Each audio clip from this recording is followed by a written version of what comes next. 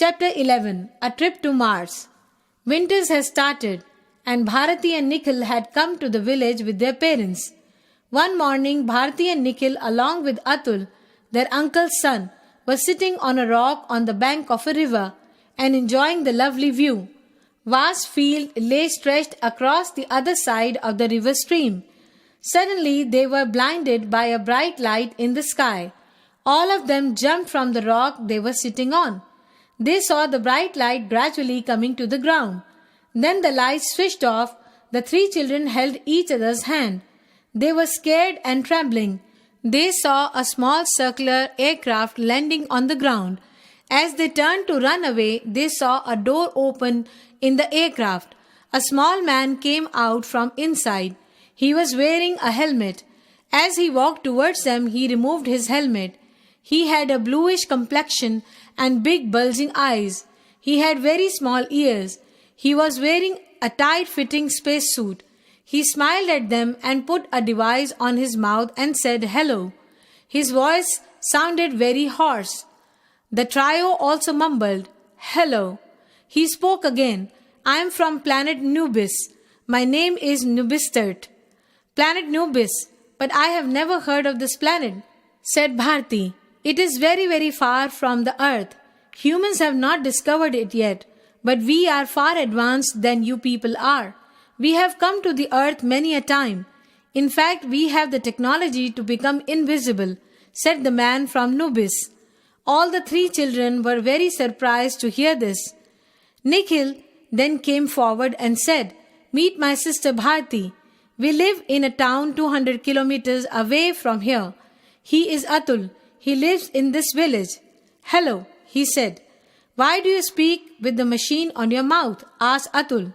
"This is a machine which translates what you speak into my language and what I speak into your language," replied Nubistert. Atul was so excited that he said, "Please take us to your planet for a visit." "That's not possible because it is very, very far away," said Nubistert, and added, "But if you want, I will take you to planet Mons.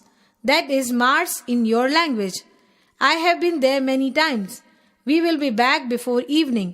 The three looked at each other and shouted, "Yes, let's go." Nubistert turned and said, "Come along." All of them ran to the aircraft. Off they went into the blue sky, up and up and up. They could see the earth from their craft. They were so thrilled and excited that they could hardly speak. The craft was moving at an amazing speed, and the ride was so smooth that they did not feel any discomfort. Suddenly Nubistert said, "Hello there. Here is the planet Red, all for you." All the three children craned their necks eagerly, and what they saw was a spectacular view of the planet Mars. They were face to face with the red-colored planet. They could see the ridges and mountains. They were awestruck by the sight. "The red color that you see is due to oxidized iron rust," informed Nubistert. "Mars has a highly varied and interesting terrain. Some of it is quite amazing." Bharti, who was barely able to speak, said softly, "Nubistert, do you know that one Martian year has 687 days? One Martian day has 24 hours, 37 minutes, and 23 seconds. I have read it in a book." Atul was dumbstruck. Nubistert continued, "Mars' surface temperature varies between 27 degrees Celsius to 105 degrees Celsius. It is very cold, windy and lonely place. There are dark rocks and there is no life on Mars. Although most of the Mars resembles nothing more than a rocky desert, there are many features on the planet that are nothing like anything found on the Earth or anywhere else for that matter. If we are to ever live on the surface of the red planet, we will have to do so either living underground or in some kind of domed areas to protect us from the extreme cold and high winds. In addition, we will have to find a way to extract water and oxygen from the icy soil." Nubistert now pointed at a crater and said, "Another interesting fact about Mars is that it has many extinct volcanoes. Look at this giant volcano. Humans have named it Olympus Mons.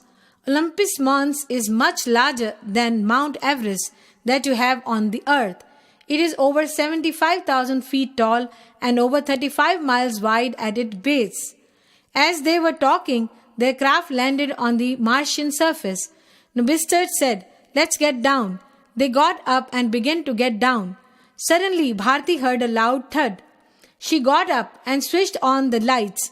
Nikhil was lying on the floor, shouting, "Come on, let us get down."